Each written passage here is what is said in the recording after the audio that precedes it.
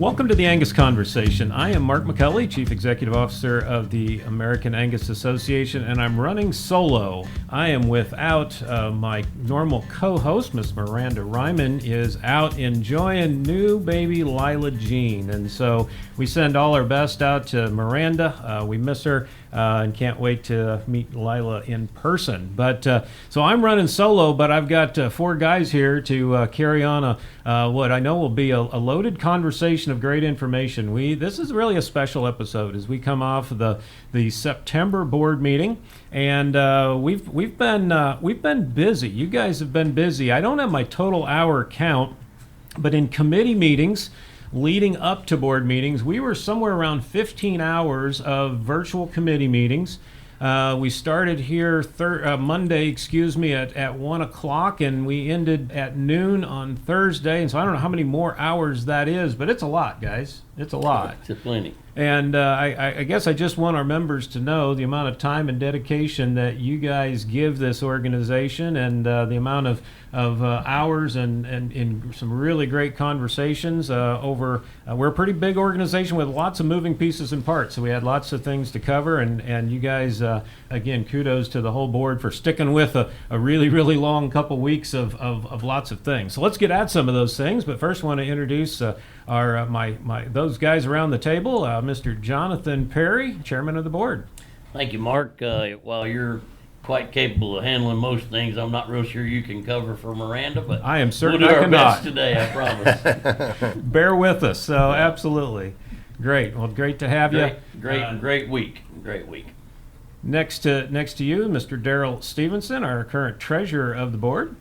Mark, thanks for having me. It's a pleasure to be here. And I will reemphasize, it's been a big week. We got a lot of things going on. Yeah. Across the table, Jim Brinkley, currently serving as our vice chairman. Jim? Mark, thank you very much for having me, and appreciate it. Long week, but accomplished a lot, so appreciate it. Awesome. And from the great state of Oklahoma, Mark Johnson. We're getting to be about a wrap on your first year on the board. And so I think first time joining us on the podcast after a board meeting. Thank you, Mark. Good to be here. And it's been a good 2 weeks. We had the junior board meetings the week prior. Been very productive. That's right. Should mention you serve as the junior board, one of the junior board advisors, which meant you were in here. You had extra hours into your duties over the last 3 weeks. You've been here 2 weeks in a row. So I know your guidance and working with those juniors. What an outstanding junior board we have, and I know they take their role very seriously. And you being there as an advisor to help bounce some things off of them and be there for them is super valuable. So thanks for doing that. Good to be here. Awesome. Well, maybe let's just, it's hard not to get together and want to talk about the markets. It's pretty good right now, Mark. I don't care what size calf you're trying to sell at this moment. He's worth more than you've ever seen. It's amazing.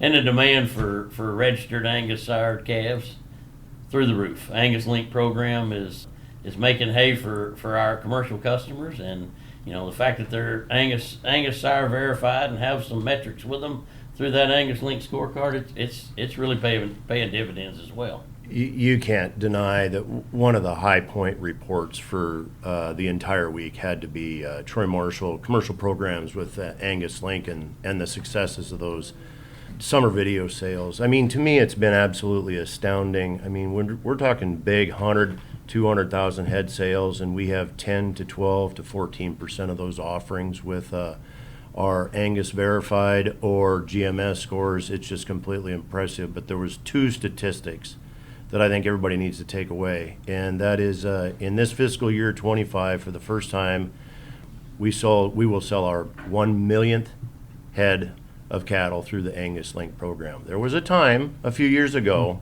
that might have seemed out of reach, but to me that's just completely impressive. And the other metric, which is quite measurable, is we have validated proof that those cattle that have been enrolled over the years, that we will surpass our $100 million worth of premiums back to those loyal producers that are using the program. So I think two big high points to get the week started off.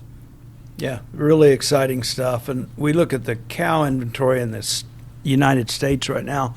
It looks like these markets are going to be around for a while. Yeah. Well, for sure. And Daryl talk briefly about the Angus Link enrollment program, moving maybe a step further bull sales in California.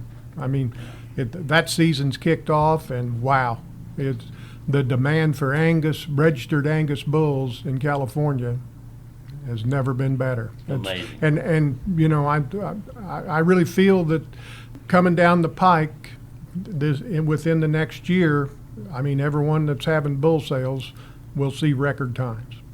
Yeah, we Very looked at- exciting. We were doing just comparisons of reported sales. Of course, that's not all registered sales, but reported sales on the fiscal year, so October through August, and the averages are up, I think, 1,000 plus on bulls and more than that on females, but $100 million more in gross reported sales of registered seed stock year over year. I mean, you think about that money all flowing back into our members. That's some pretty incredible demand out there, and I think it's got a spring in most people's step. You go to these video sales and these registered sales, it's pretty good times. It's pretty good times. Yeah. And only gonna get better. Absolutely. We still have our work cut out as breeders, though. I think that there's a significant portion of the commercial industry. If you're a first-time listener, reach out and get engaged and learn more about the Angus Link program, because I think there is even that much more value to capture. And reach out to your regional manager, your seed stock provider, and we'll get this thing moving in the right direction for you. Yeah. That's a great point. So guys, since switching topics here, since we were together last in Nashville, obviously there's been a lot of conversations that I know you guys have been a part of since then around the methane research and that whole project. JP, I look across the table. I know well that you have spent a lot of hours on phone reaching out to members, responding to members' phone calls, text messages, any emails that we've gotten, and so maybe talk about some of those conversations and maybe some of the things that we continue to hear and work towards. Yeah, Mark, you realize through a lot of conversations that members have some concerns, and we've tried to listen and hear those concerns. We spent the week addressing some of those things that we've heard as concerns. We didn't just hunker down and disappear for the last 60 days. I mean, in between board meetings, we do go home and we do take care of cattle and families and do some things in between. But I promise you, it was front and center, and we've continued to engage in it.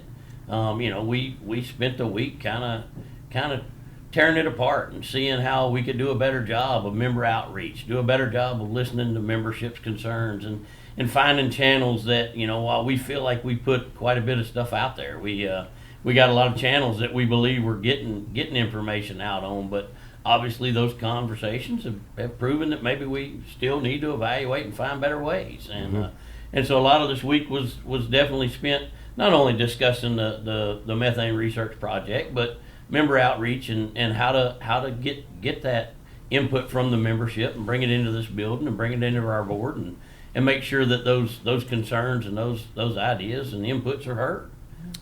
And JP, I was actually quite pleased. We have policy that if a member wants input or wants time for presentation, we allocated that, and we did have a member visit, and to me it was critically important to hear that input, that feedback, and his concerns. I think all strong for consideration, and I want not only that individual but everybody else to realize that we are open for this communication, because I think it's a two-way street here. So that feedback is critically important for everything that we do under one entity, every entity and every committee as well moving forward. Sure, and I mean, it just, it's an ongoing process that we have to realize that the diversity in our membership is huge.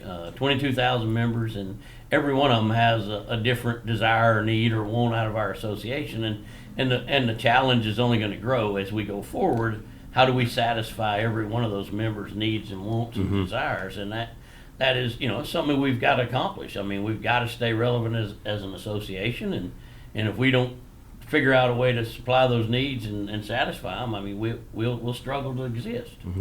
Yeah. Well, I think one of the things, as you guys talked about and relayed some of your conversations, I know conversations I've had, in this day and age, getting all of the information out is always hard, right? And sometimes when there's information that gets out in social media circles that you've got to kind of try to get corrected or redirected at times. It's just hard. But we've worked hard at getting all of that out on our website. We've got articles in the Angus Journal that updates membership, that they can get into the details of what the research project is. We've got time dedicated at convention for those that are there that will be able to come here and hear directly from you guys around even the decision-making process. Again, realizing not everybody has, some people have totally tuned in through all this. Some are maybe new to the topic and wanting to get fully informed and sure want to make every effort we can to make sure our members have all of the pieces of information that they need. Yeah, Mark, through a lot of the phone calls, as you just referenced, we got members that are very plugged into it, members that are just now calling and saying, hey, what's this all about? What am I hearing? And obviously the narrative on Facebook and social media got pretty rampant and pretty big and large and it's sometimes pretty fairy tale and fantastic. But, the facts are the facts, and we gladly will be transparent. We've heard that word over and over and over again, and I promise you, I have fielded call after call after call and will gladly field more. I think we have done a very good job of trying to get those facts out and get them out. And as we go into convention, absolutely, we've made it a big part of the focus of convention that we have some sessions there that we can spell out everything from the process to what's involved in the research, what the deliverables are for the American Angus Association, AGI, all the things that may be in question. We want to be absolutely out front and put it all out there. So we've directed staff and we've directed the organization of the convention coming in that's going to be a big part of what we do while we're there. Make sure everyone has their questions answered. And I believe there's been a lot of great opportunities to visit with membership that are curious about what we're doing through AGI and research projects, and that really our feedback from our survey. Membership identifies research and learning more about our breed and what they're capable of doing is one of our two big priorities. And that opportunity to have the conversation, talk about this particular project, I think has been beneficial to us.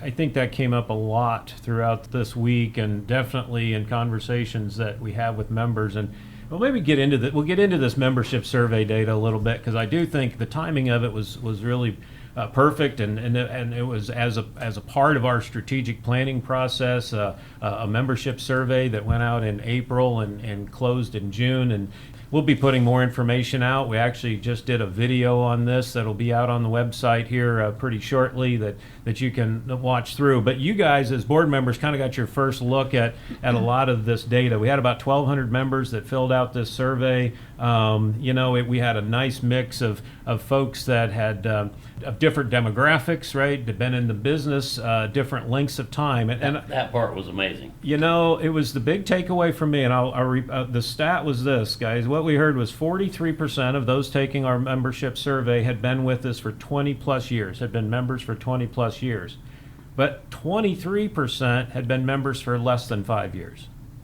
Yeah, we referenced it. I've been on this board longer than most of those guys have been in business. So, we lose sight of the fact that we think and we assume that those members know everything that we know, and that they're exposed to the Their same things right? that the rest of us. And so, it's a pretty good eye opener that maybe we go back and we revisit some of these topics on a more regular basis. Maybe we don't just assume that every member knows every program and everything that we have out there, I'll just reemphasize what you just said. That was a surprise to me. Yeah. And we heard that, and that's the value of these surveys, is that with such a young portion of our membership in this response, that I do think that it is our duty and responsibility to go back and revisit a lot of our policies within the entities on why we do what we do, and a lot of these things were established, several years ago, 10 or 20 decades ago, that that there needs to be an explanation of why an entity or a committee is doing what we're doing, so that everybody has a clear understanding of the end goal objectives. I think one of those things was AGI, and I think that was a topic. Probably, we found an article from that was in the December 07 Angus Journal that walked out when Angus Genetics Incorporated was first announced to the membership. It was here's what AGI is, and it was a question and answer with the board at the time, and what the entity was set up to do. And I think for maybe some of us who've been around for a while, we just assume everybody kind of knows that, but not the case. Yeah, and in an effort to kind of clarify some of those policies from telephone calls and questions we'd had, I asked Mark to go back and find what policy we had in place where AGI was concerned, what the governance between AAA and AGI were, and how it was spelled out. And pretty amazing that it goes all the way back to 2007. And so, we did spend some time looking at that, discussing that, You touched on it about membership, not some of them's young, some younger members, some recent 5-year, 7-year.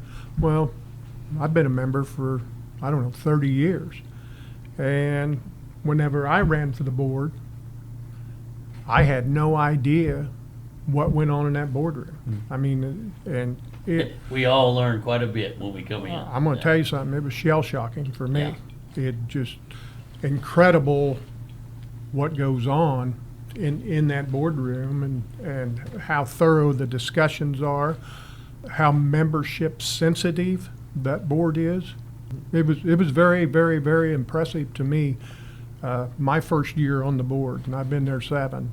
It was a learning curve, and I had a lot more respect for those board members sitting there, dedicating their time and discussing things in such great detail. It's pretty obvious that we need to have improved outreach on drawing these lines and explaining what you're referencing, and that's part of what I would call the membership outreach. I mean, it's got to be improved, and we've heard that, and it's going to get done. As several around this table have pointed out, I am a rookie board member, and I have been astounded in the last 9-10 months the services that are provided through the association and its entities on behalf of breeders and the breed. So I echo Jim's comments. There's a lot going on and a lot available to us. I think on the Mark, you mentioned the membership survey. This was the first time we laid eyes on it, and there's just a lot of interesting line items there, and I'm excited to actually get that out to the membership side so they can actually see where these responses are at. And I think that'll actually be scheduled maybe for a visit, even actually at the annual meeting, so that we can get even further input, because this is very valid for us as a board to gain direction from. So if anybody's got questions in the meantime, I mean, speak to you or wait for annual meeting for that. So I think it's exciting stuff.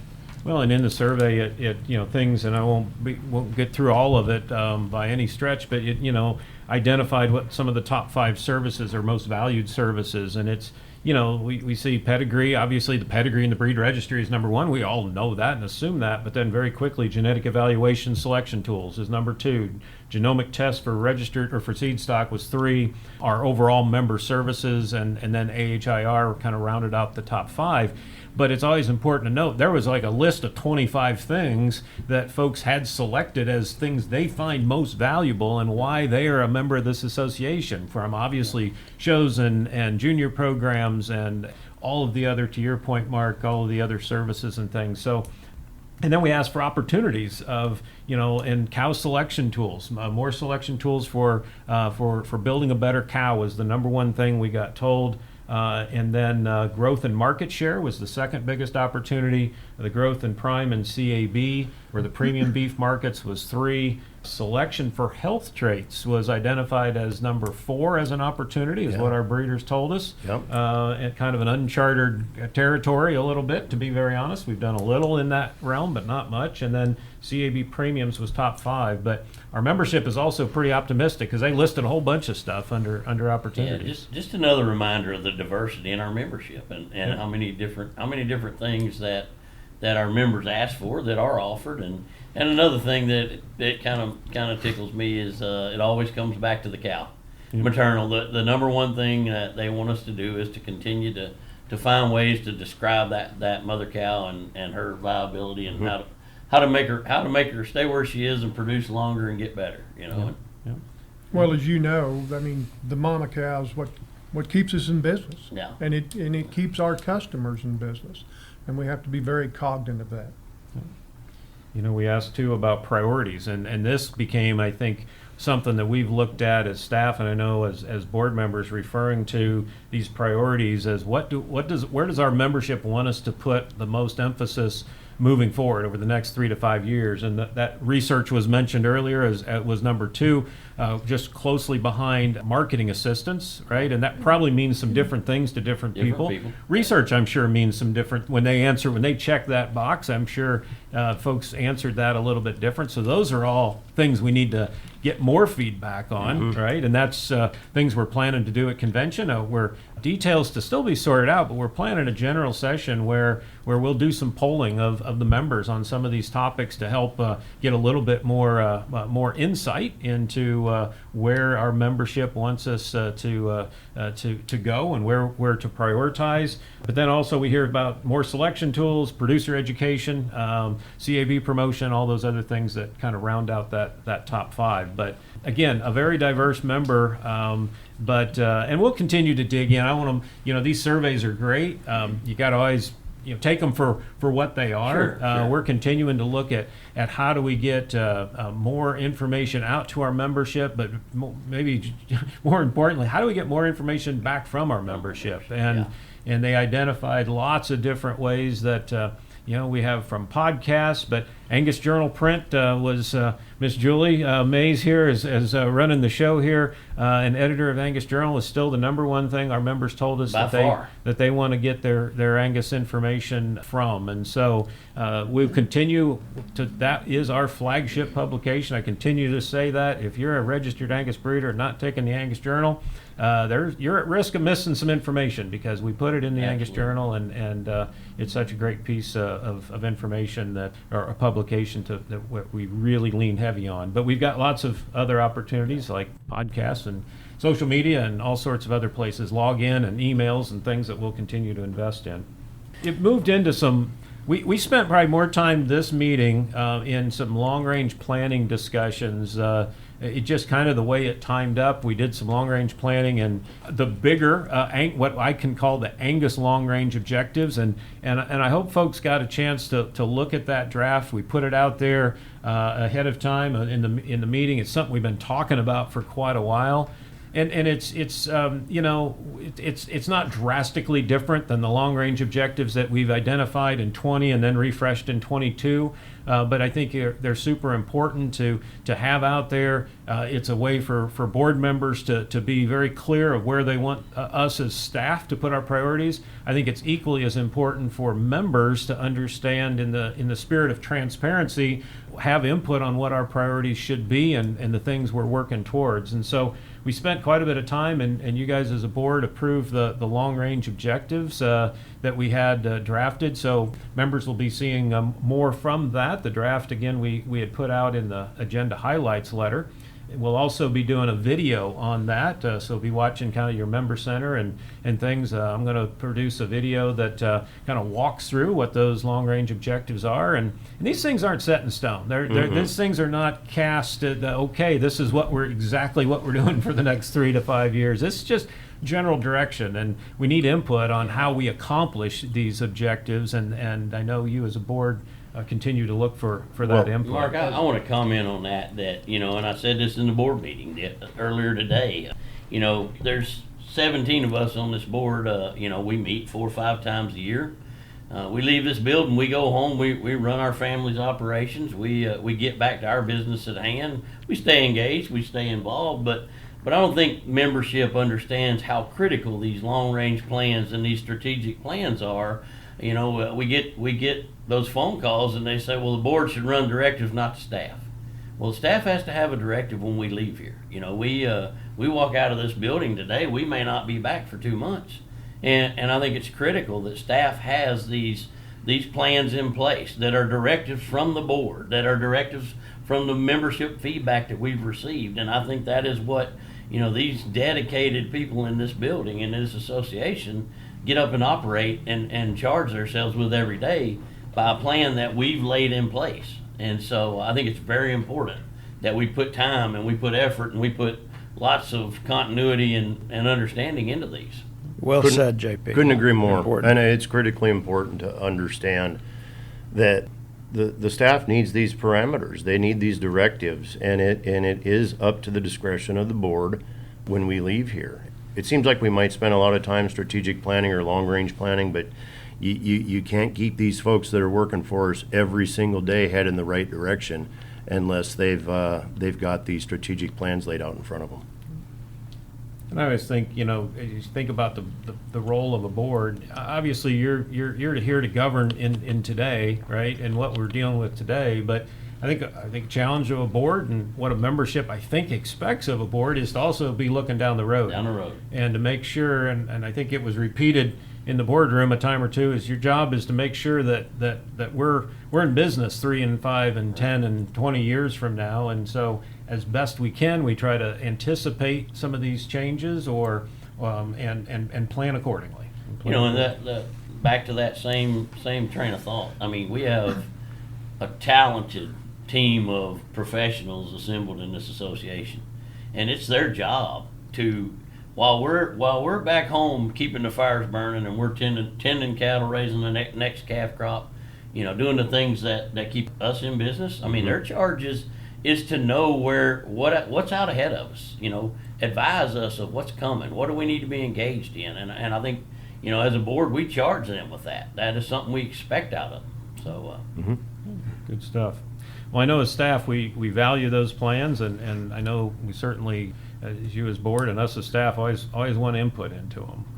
I guess I'm like a fifth of the way down my list of things, and so we better keep making hay here. No, this is but it's such a it was we covered a lot this week. We covered a lot, and in the committee meetings leading in. But you know, this time of year, as folks I think know that we end our fiscal year here in the end of this month in September and start a new one in October. So this is a really important meeting as we come in and forecast how things are going to end. Where, you know, one of our core metrics from an association standpoint are registrations, and while the month is not complete here in September, it looks like we will end with this year up probably about 5,000 registrations, somewhere around in there.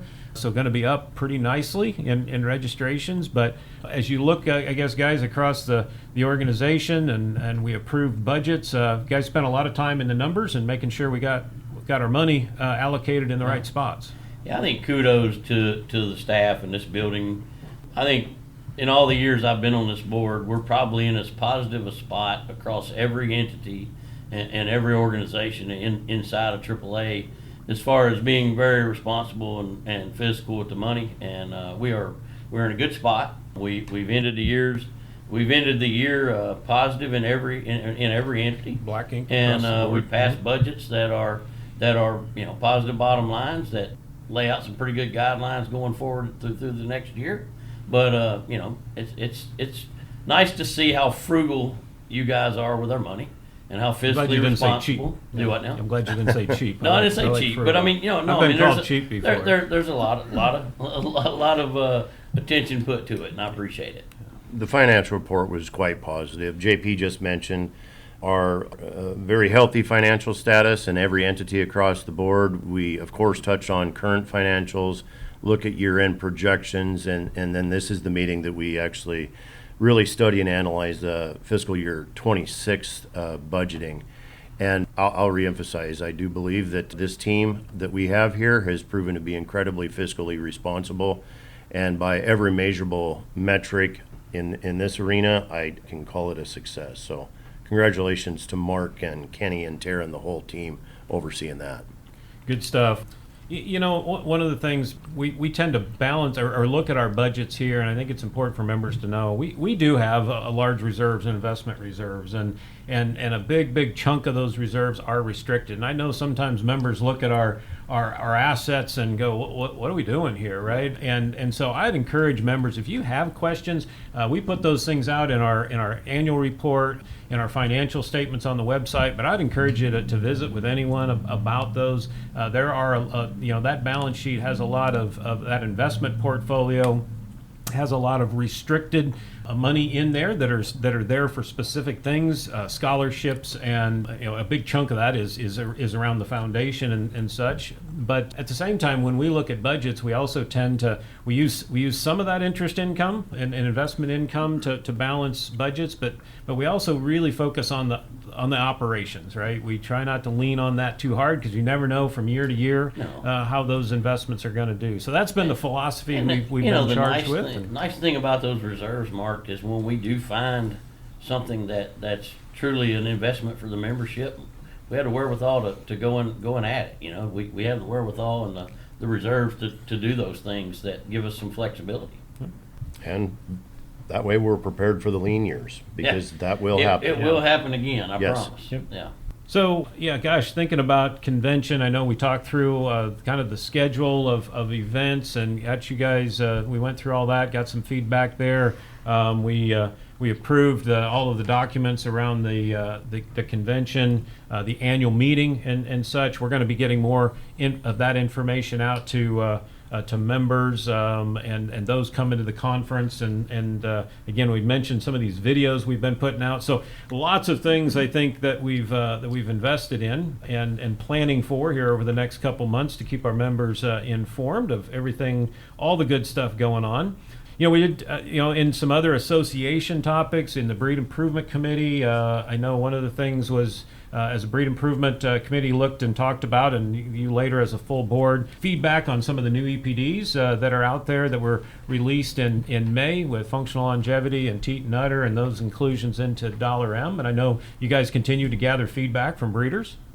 Yeah, feedback has been good. Mixed reviews, obviously.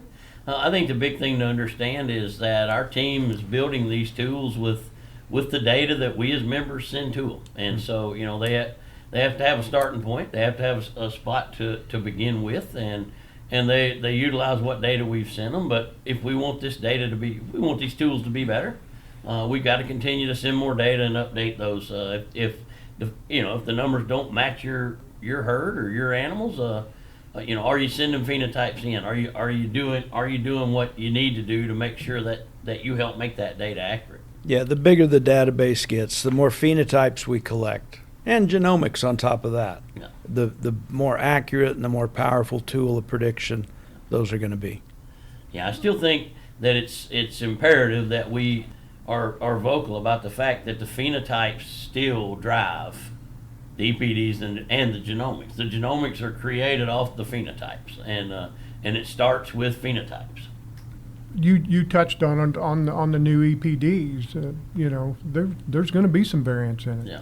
When birth weight and weaning weight come out years and years ago, it wasn't near as accurate as it is today because it didn't have the phenotype data to drive it. Mm-hmm. So give this a little time. Turn in your data, and it'll become more and more accurate. And I think it's important to note and to pay attention to what the accuracy level of those tools are at this point. Absolutely. They are infantile, they are just beginning, and the accuracy level is very low. And as time goes by, if the system works right, we keep feeding phenotypes to it, accuracy level will go up, and the numbers will become more accurate and definitely directionally send us where we need to go.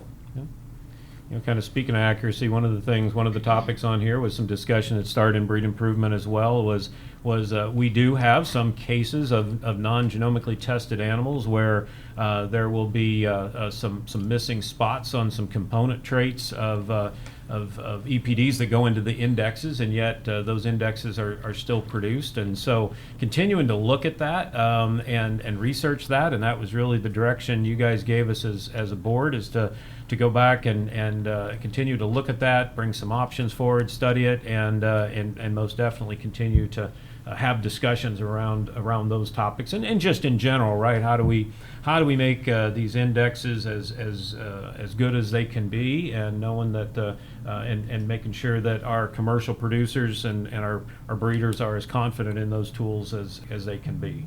Gosh, one of the topics was a mating tool, and this was a request, something we've gotten actually over the years. I think we've heard from breeders.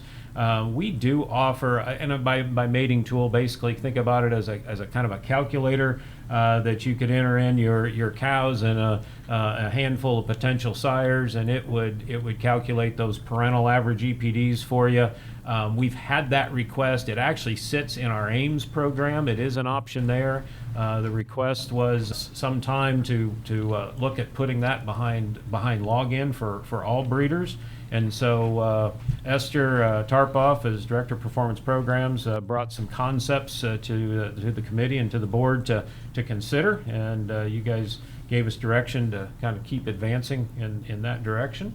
You know, and Mark, that tool's put in place not as a tool to give people a calculator that they can just, boldly add numbers and create EPDs. I mean, our idea is that calculator gives a breeder the ability to mate animals and see, okay, where am I going in the positive direction, and in the adverse effect, where am I creating deficiencies, and where am I getting out of bounds with things. And so hopefully, that gives them a little easier way.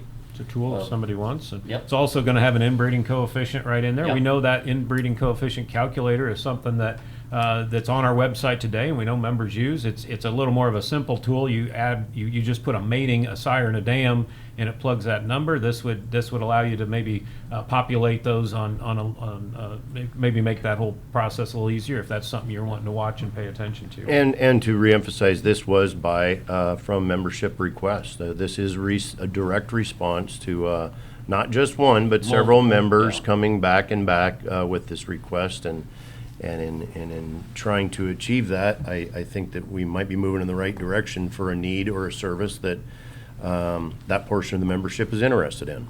We had some discussion around our genomic ownership policy. I think from time to time it's always good. We have policies. This particular policy, if I remember correct, was maybe 2009. 2009, I believe, is where it's been in place. There's been a little confusion, I think, out there, understandably so. It's a policy that you click on when you make an order through AGI, but ultimately it's the American Angus Association's policy around DNA ownership of that information, as well as the any resulting remaining sample that may be left. And so I think folks that have been have ordered a genomic test have looked at that click wrap. We call it a click wrap agreement, or that agreement. So we went back through that and had it out and for you guys to review and talk about. We also want to point you to the Levi Landers and his membership tips article that went in the September Angus Journal. Is a really, really good piece that outlines what the policy is and some of the benefits of the policy and some of the wisdom that the board back in 2009 had when they put that policy in place. One of those things kind of come into fruition, and you guys heard about, was our ability to do a parent discovery pipeline. That is a benefit of having ownership of that DNA. Yeah, without that DNA in house, that parentage pipeline would have never been able to create. Many of us call in all the time, and we have parentage issues, and they work with us back and forth trying to figure it out. If they didn't have access to that DNA, there's no way they could help us with that process without sending multiple samples back in and trying different things. And I think one of the things I want to point out here, Mark, that a lot of my conversations over the last 60 to 90 days where that DNA and that database is concerned, I think there is some misconception out there. That database is owned by the American Angus Association membership. It is not owned by AGI. It doesn't live in AGI. It lives in in the building. It lives in the membership, and it is totally owned by American Angus Association. So AGI utilizes that membership through a contract. They have definite requirements they have to meet and go through to use that membership owned database. Yep. And I think it's a good spot to clarify that right here. Well, and I strongly encourage any of the listeners or members to actually go find the article that Mark just mentioned in the September Angus Journal. I thought Levi did an extraordinary job outlining the bullet points of that general policy that was created in 2009 and the wisdom of that leadership back then.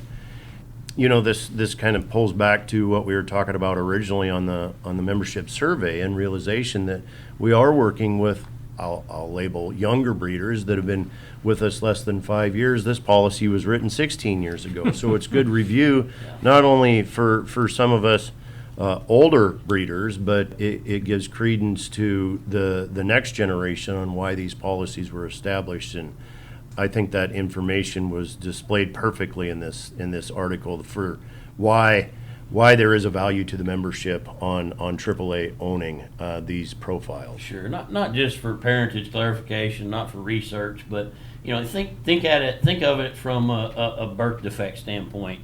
We have a birth defect come in, and there's 46,000 of the members' cattle that are potentially affected by this new defect, whatever it may be, and through that database and through that stack of phenotypes that AAA has here in the building, we can sometimes clear one animal that may clear 40,000 potential carriers, and having access to it and having the ability to do that. Just imagine how many dollars that just saved 46,000 members when they didn't have to test those animals and clear them from a potential defect. I mean, there's multiple reasons, but those are some of the strong ones. Mm-hmm. Well, it keeps us nimble. Yeah. The time as well as the financial factor. Right. Yeah, you can clear it up so much faster. I've talked to a former staff member. It hadn't been very long ago, and he alluded to the fact when we did have a genetic defect that they went to the archive and cleared up thousands of animals just within house. From one sample. One sample. That's yes. Right. Yeah. One influential sire, one could change. And as you mentioned, that was a huge savings to membership. And we had this just not time. that long ago. Somebody had, for whatever reason, had been tested, and they did a genomic test on an older bull, I think a bull back in the 60s, and when it was an M1 and some things, then it popped up on a lot of pedigrees, which we could very quickly clear those out and take that potential carrier off of those cattle very quickly. Without that, we're asking now members to go out and start retesting. Yeah, great examples of the vision behind and the wisdom behind that policy when it was put in place some time ago. And that parent discovery pipeline, that is something we kind of threw it out there. It's been in the works. You guys continue to have heard updates on that front. AGI is actually working with it right now, kind of is still in a testing pilot internal process, but the plan is hopefully by if we can get all the kinks and worked out of the system, not the science, but the system, that when come first of the calendar year, you may, as breeders, be able to use that pipeline where it will tell you basically through genomics, help you identify those parents. You're still going to be back on the breeder. We still want the breeder to then still will go in and agree that yes, those are in fact that is a mating that I made. That is we'll make sure we don't there could be a mixed up sample or something that could take us down the wrong path there. So that's one of the things we heard in that membership survey, specifically around AGI, was here, you guys know what these are. Just tell us, and then we'll confirm if that's in fact what they are. And that's ultimately what this parentage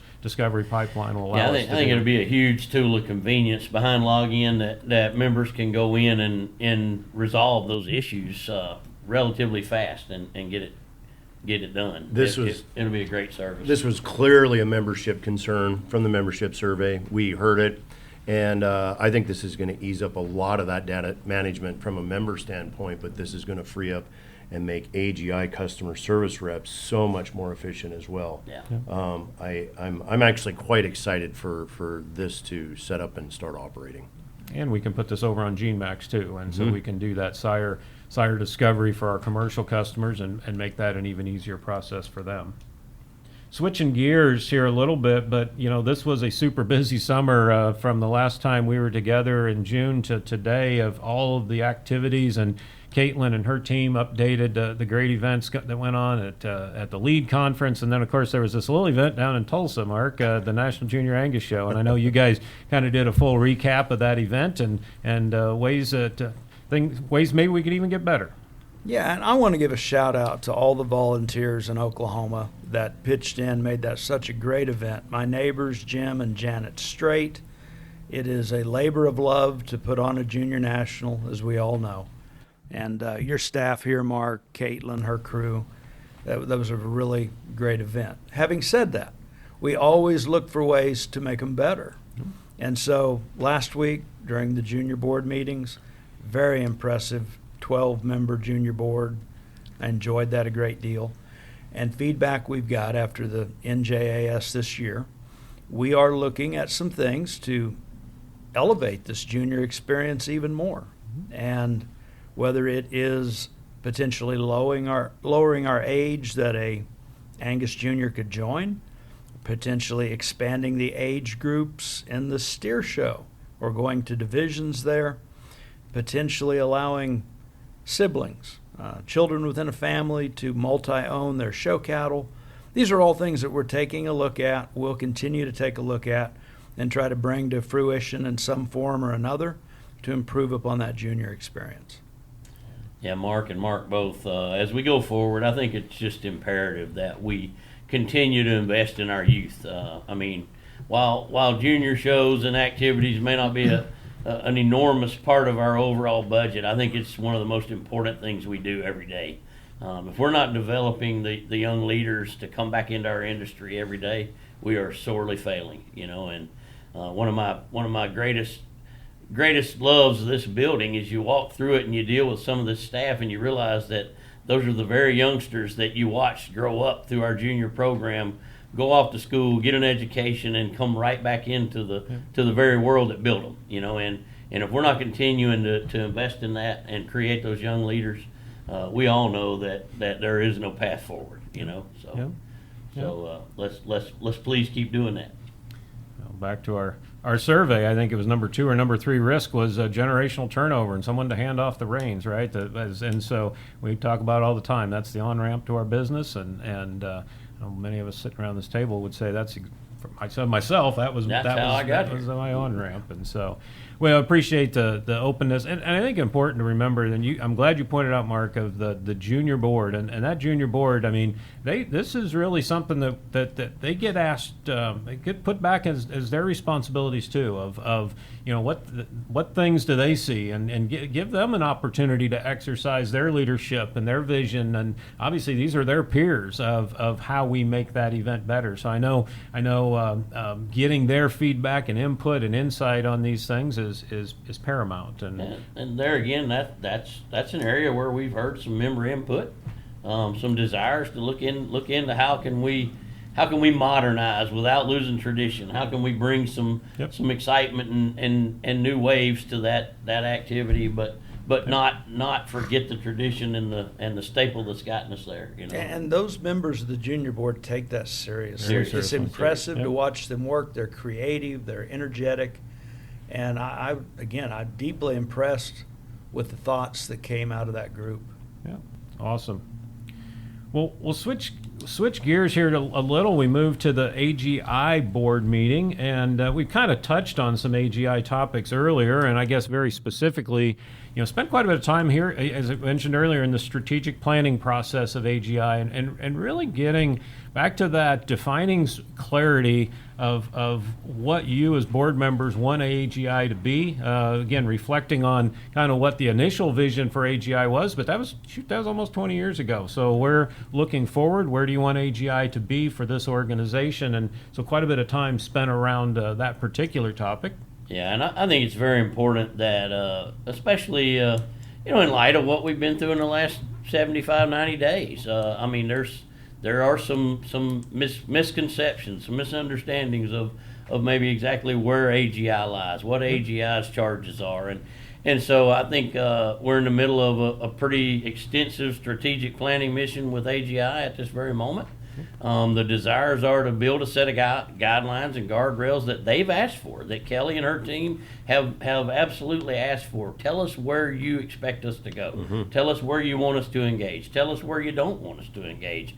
And I think, in response to a lot of the calls and questions, this strategic plan is going to be pretty detailed, and it's going to be put out in public and pretty accessible, so that nobody has a question about where those parameters are and what our charge is. And I'll give them credit. They are aggressive, and they are charged every day to move forward for us. But they want direction. They want clear direction as to where they need to go. Where are their parameters? Yeah. They're asking. Yeah.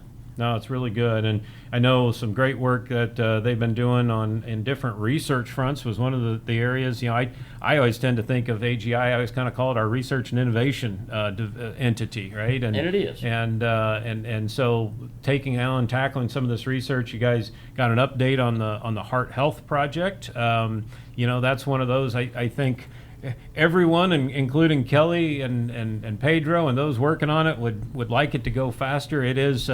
They explain some of the difficulties with some of the data structures and things, and getting these phenotypic data into that. But showed some nice progress in that research project, and that's continuing to move along. High priority. Yep. It is. But there again, Kelly and her team, they want it to be accurate, and they want it to be right when it does come out. Yep. They want to be sure they've got it nailed down and exact before it goes out the door. Yep. There will be, we're talking about some of these videos. It's one of the things that we've just, in an attempt to, again, communicate more, we're trying some video series. We mentioned the member survey. We're going to do a video series on the long-range objectives. I'm going to do a video series a little bit on some of this organizational governance, how our organizational is set up with the different entity structures and such. And then Kelly's planning on one as well, and just all of the research projects that we've got going on. And so stay tuned for that one.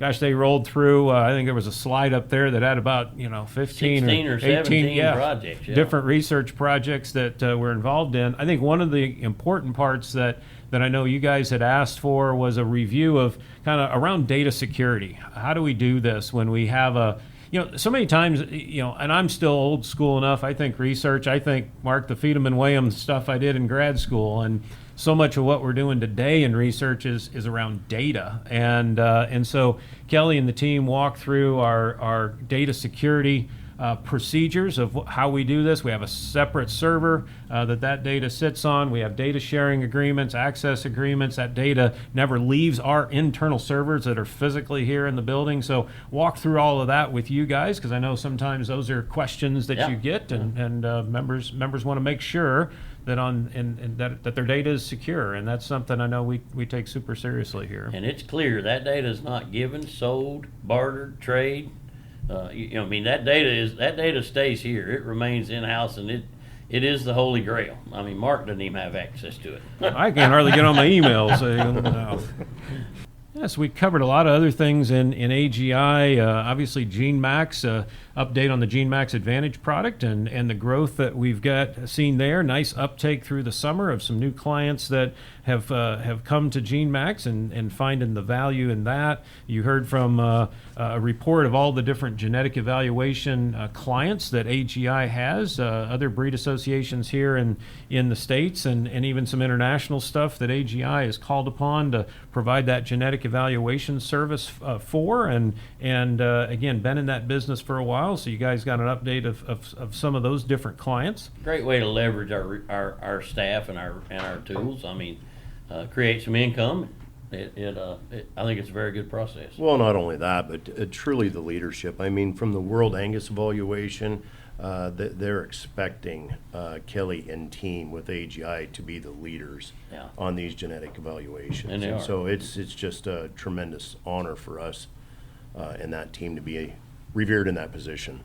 Switching to Angus Foundation, we actually started the week with the Angus Foundation Board of Directors, and here again did some long range planning. Jacqueline did a nice job of outlining some vision and collecting the feedback we've heard from the foundation board and where we want the foundation to grow and where we want to put our emphasis. You know, one of the things we've continued to see growth is on the Fund the Future. We continue to see breeders grab a hold of that as a way to dedicate a lot in their sale and donate a percentage of the proceeds to the foundation. That's been fun to watch that continue to grow.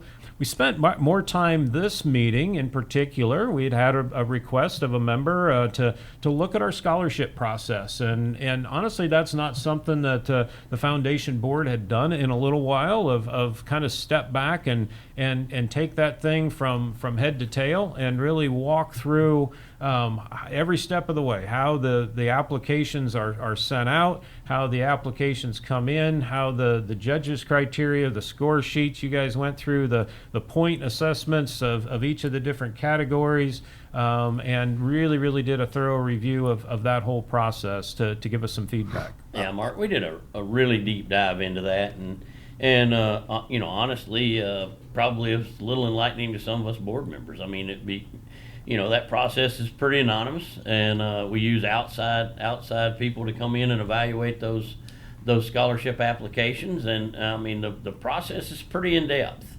There's a pretty rigorous scoring system. It's pretty fair process. Yeah. Yeah, and I think I feel safe in saying we all felt really good about that process and the teeth and the integrity that went into it. Yeah. I think one of the learnings maybe that came through this, and one of the things we step back and around a communication of that, we talk about, you know, 87, I may not have my number right, 87 scholarships awarded. You know, one of the things is there's a number of scholarships that have some pretty restricted criteria. They need to be from the state of Alabama and studying ag economics or something, and that's a little, but there are some restrictions around there's maybe at times not as much subjectivity or discretion on some of those scholarships of who is eligible. Yeah, and that's probably something we can do a better job of communicating right. around. The number of totally unrestricted scholarships was like in the 20 range. Is that right? I think that's right. Yeah. Yeah, I mean, Yep. it's way less than you would think, you Yeah. know, and you know, and most donors, when they put a scholarship in place, they have desires and areas that they would like to have that scholarship directed towards, and certain state or and certain major. certain major, and so there are quite a bit of restrictions in those. Just so membership knows that when they evaluate these scholarships, they do it individually, and they score them, and then they turn who the evaluator turns that in, and then they average who scored what, and it's not a collaboration of so many evaluators get their heads together and say, well, I think this one needs it, and this, they're all scored. So yes, individually scored. Yep. Yeah, we saw the big giant spreadsheet that they use, and It's- then bring it back together. It's pretty in depth. Yep. Very in depth. Jim, switching over to Angus Media, you currently chair Angus Media. Had some great updates from the team there, and you know, Benji got to brag on the team of Angus Media, as well as the entire organization, association, communications team, certified Angus beef team. I think he said he had the hotel that they hosted the livestock LPC award recognition banquet at, got him. They wore out the carpet going up and down to get all the awards. There was we just have such a talented team there, and man, we're so fortunate to have them. And Benji's a tremendous leader, and it's you know, whenever he's got that staff that he has, that team, and I mean, to tell you, they are incredible, and we're very blessed as an association to have such a great team assembled, and you know, to put together those catalogs and the articles, and I mean, I could go on and on and on, but on the whole media team we're blessed. Absolutely. You know, and you think about back to where do we want, going back to the survey, and what did our members tell us that they wanted as the number one priority, a thing for us to focus on was marketing assistance, right? Right. And so we heard about all the great work and ideas they've got, even a new special issue, Angus Journal, the Bull Book that will be coming out as a new feature, a new resource for folks to help market their genetics.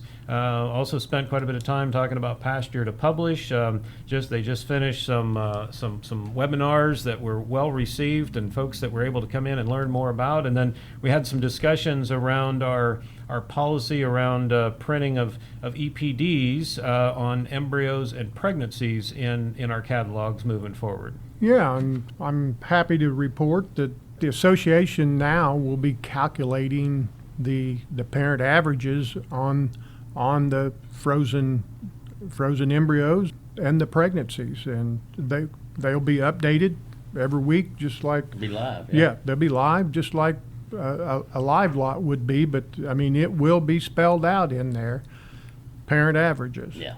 So, but I do think it's a service to our members to be able to do that, and And that was a request we'd been getting You bet. from as Over Several. and over again. Several. more and more frozen genetic kind of sales, and our policy for what we would put in a book would be that we would print the sire and the dam, and as some would say, you're just forcing them to do the math on parental averages, and they're not live, and so this was a step that the board considered and a recommendation to make that change. And again, we still want to be super clear that these are parental average EPDs, and so we'll work really hard to make that known and make sure that that's as clearly communicated through the marketing process as we can. But a nice feature, and I think a nice advancement that you guys made the decision to move forward on. And this derived from membership. I mean, membership requested this, and I just can't thank membership enough for if you need something we're not providing, if we can do it, we're going to try to help you. Yeah, let us know, you bet. And they also shared, I thought, some pretty staggering statistics around our digital audience. 113 million audience touch points. Say that this again. year. Say that again. 113 million. Yeah. That is staggering. Last year, I think Benji said it was 79 million. The growth Yes. has been that much in just 1 year. Yes.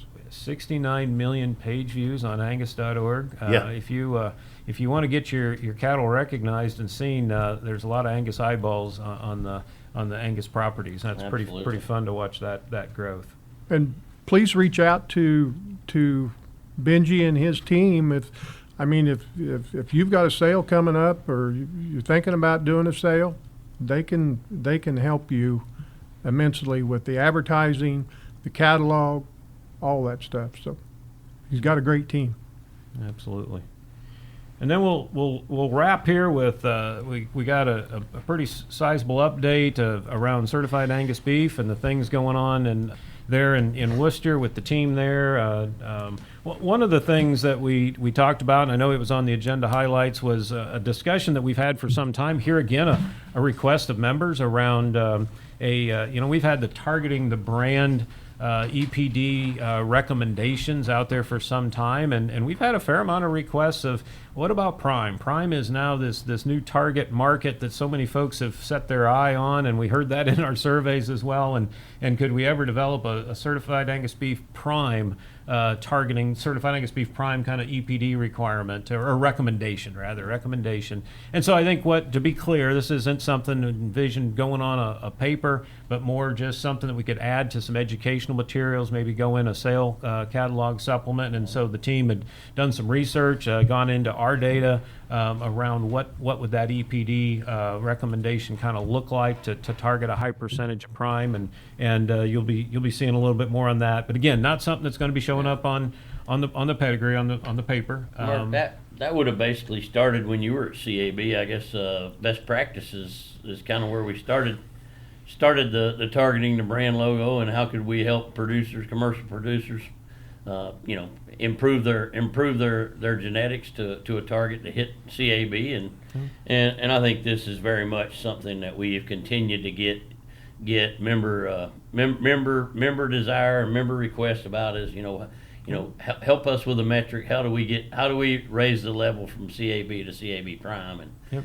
obviously the pounds of gold in prime are tremendous right now, and producers are wanting to figure out a way to hit those targets easier. So Equally important would be my customers, your customers, most people's customers come to you and say, where do I need to be to have more prime? So how can, well, naturally you increase the marbling, but as far as a guideline, we didn't have that tool. Right. And I think it's important to be able to offer our commercial customers and a guideline to look at, and if they so choose to go that direction, that's their decision. yeah. But I think it's important to be able to offer it. Yeah, and I think the feedback was they're going to continue to look at that and hone in on it and Yep. come back with some pretty good recommendations. Yep. We just in general, we heard an update from the whole CAB team. Obviously, it's always on this side of the cattle side. We talk to cattle producers. These low supplies have built some pretty incredible prices out there. Well, on the other side of our business, it's built some pretty tight supplies. And when we're in, as that team has been out to grow sales in this time of tight supplies, they've had to. It's not been. It's been a fight, and they've been out there trying to fight for every pound. And excited to report. This will be the 10th year over 1 billion pounds. Of products sold. Going to have another really, really strong year. Probably going to be off just a nickel from last year. Yeah, but last year was the largest year ever. I think one of Correct? maybe second. I think we Second? still have to come back off of that peak off of COVID. Yeah, but we so- had March was our best month ever. March was our best month ever. Yeah, March we had four months that were record for that particular month. So the demand for the product is pretty incredible, and we heard some pretty good things there from the CAB team. Simply astounding. Just 10 years, over 1 billion pounds in the tightest supply that we've been confronted with. That's a It's machine. simply amazing. And these guys, and the stress level for them trying to market this product, I mean, it's a challenge, and it's a huge compliment to our breeders, to this breed, and it's just such a grand thing for us to have them working on our behalf every day. I think back to the survey, and I went back to the 2016 survey and looked at threats of what our members said then, and a very high level. One of the threats identified was competition from other proteins. I didn't even make like the top 7 or 8 today. And you think about the price spread that we're out there operating and competing against chicken and pork. That spread is enormous. And yet, we're not even considering it a challenge, because what we know is when we put a high-quality product out there like we have, the consumer, it's about price-value relationship, and that equation just continues to work, and we continue to see our licensees committed. Still the fastest-growing category in CAB this year will be CAB Prime again. CAB Yeah, Prime, the most expensive thing we have to sell. They still speak with their wallet, and they still want quality. Yeah. The demand is growing. So, guys, we probably better land this plane. We've been up in the Yeah. air here for a while, but One thing we forgot, Mark, we did elect a new treasurer today. Our good friend Smitty Lamb from Georgia was elected treasurer of the board, so congratulations to him. We welcome him into the officer ranks, and that means I'm one step closer to getting out of y'all's way.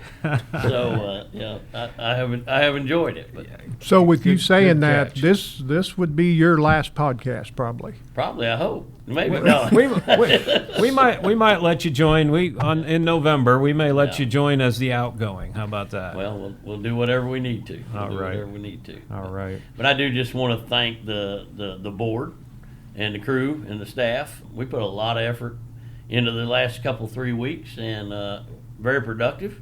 I think we covered a lot of targets, a lot of subjects, but understand we still got ways to go, and we will leave here with those charges still in our mind, and you guys, we've left y'all a pretty good list of things to work on while we go back to the farm, and we appreciate everybody's hard work and effort. It was a great week. Thanks, JP.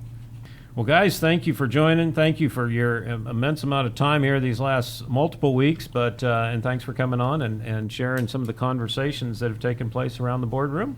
And thanks for your leadership. Thank you. You're Thank welcome. you. Thanks for the Appreciate opportunity to be on the podcast. We hope you've been enjoying this new season of the Angus Conversation. If you'd like more stories on producers just like you, be sure to subscribe to the monthly Angus Journal.